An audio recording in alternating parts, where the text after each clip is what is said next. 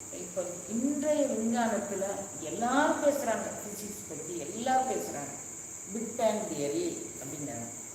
ஒரு பெரும் வெடிப்பு திருமூலர் திருமந்திரம் 2வது பகுதியில் உள்ள நுழைஞ்சிங்கன்னா இந்த பிக் பேங் தியரியினுடைய அனைத்து ஆற்றலும் அந்த பூனாதிபதி அந்த மந்திரங்கள் முழுமையில் இருக்கு. அதே இது பைரவி மந்திரம் முழுமையில் இருக்கு. அதே இது நவாத்திரி மந்திரம் முழுமையில் இருக்கு. அதே இது சக்தி பேதம் அப்படிங்கக்கூடிய தலைப்புகளும் இருக்கு. அந்த அந்த இன்றைய விஞ்ஞானம் எந்த உலக வெடிப்பை அந்த அண்ட பகிரண்டத்தின் வெடிப்பை சொல்கின்றதோ அத்தனையும் இதுதான்.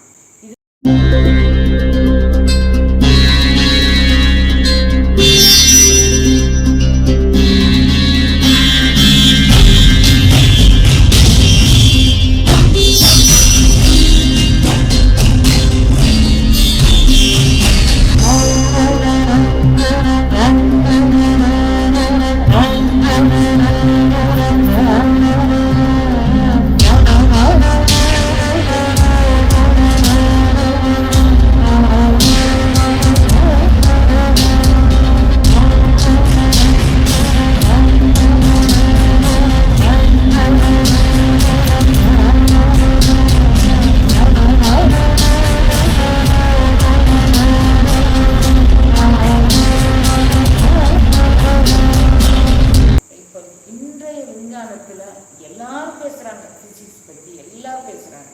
பிக் பேங் தியரி அப்படிங்கிறாங்க.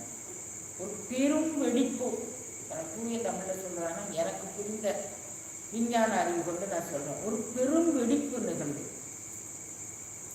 அந்த தானான தன்மையுமே ஆன ஒன்றை அல்லாது வேறொன்றை தலையெடுக்க ஒட்டாது.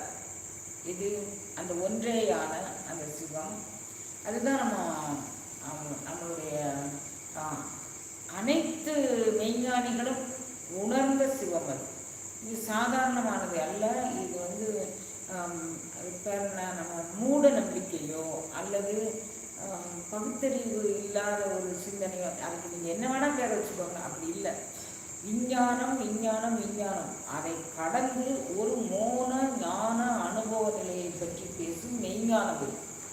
நம்மளுடைய சக்தியினுடைய ஆற்றல் சிவமாக இருந்த அந்த பரம் அது என்னவா இருந்துச்சு அப்படின்னா, அது தானான தன்னையுமே ஆன ஒன்றை அல்லாது வேறொன்றை தலையெடுக்க இல்லாமல் அது தன்னை தானே லயமாகி இருந்தது. அப்போ உலகம் தோன்றணும் அப்படின்னு சொல்லி அதுவே ஒரு சங்கல்பம் பண்ணிய மாத்திரத்தில் உலகம் ஒரு பெரும் வெடிப்பாக வெடித்தது. அது இன்றைய விஞ்ஞானம் அதை பிக் பேங் தியரி அப்படின்னு சொல்லி உலக வெடிப்பு, பெரும் வெடிப்பு. அதை தான் நம்மளுடைய மெய்ஞானம் சொல்லுது. ஒன்றாகிய பிரம்மம் ஏகன், அவன் ஒன்றாகிய பிரம்மம் அநேகன்.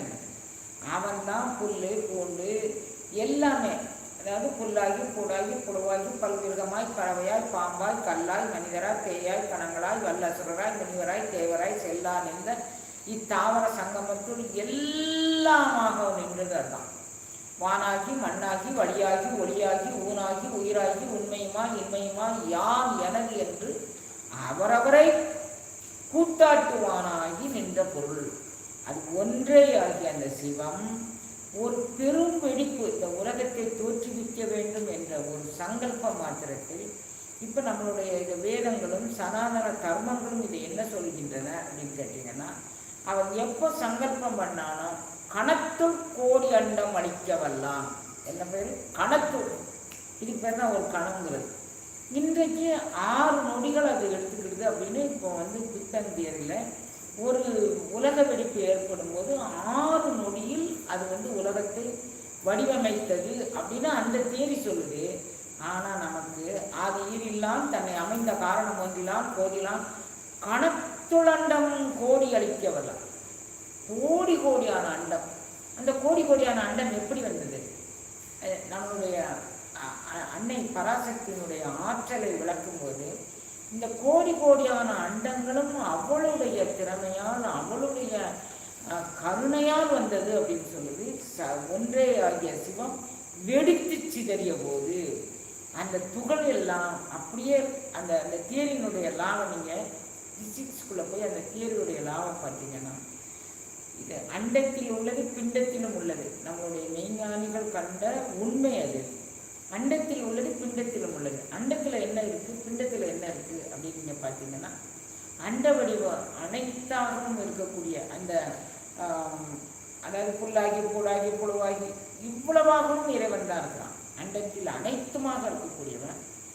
அவன் ஒரு உலகத்தை உற்பத்தி பண்ணணும் அப்படின்னு சொல்லும்போது சக்திங்கக்கூடிய அந்த பெரும்பெடிப்பு, அந்த ஆற்றல் சக்தியாக பரிணமிக்குது.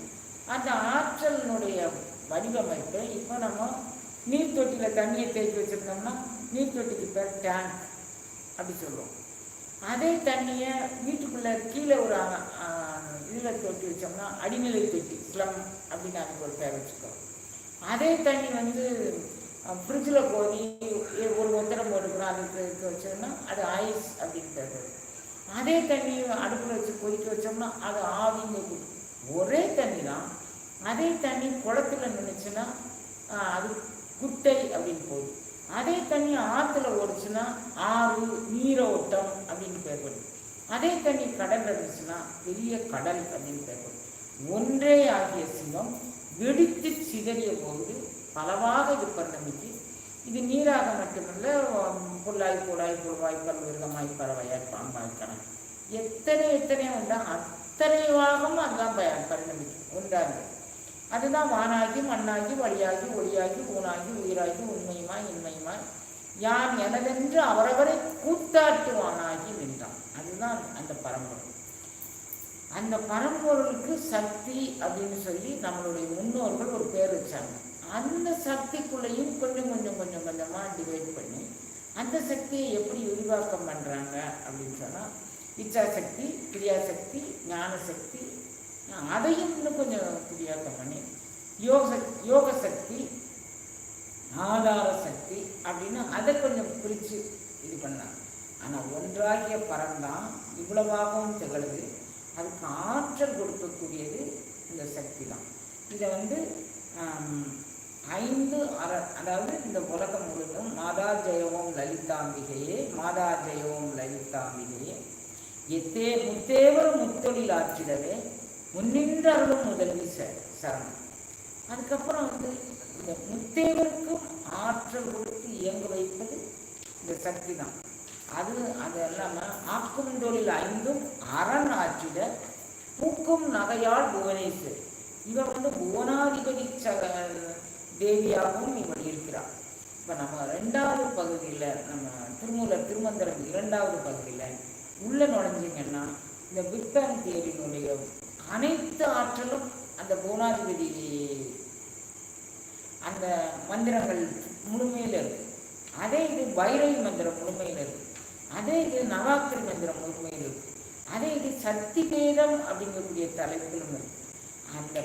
அந்த இன்றைய விஞ்ஞானம் எந்த உலக வெடிப்பை, அந்த அண்ட பகிரண்டத்தின் வெடிப்பை சொல்கின்றதோ அத்தனையும் இதுதான்.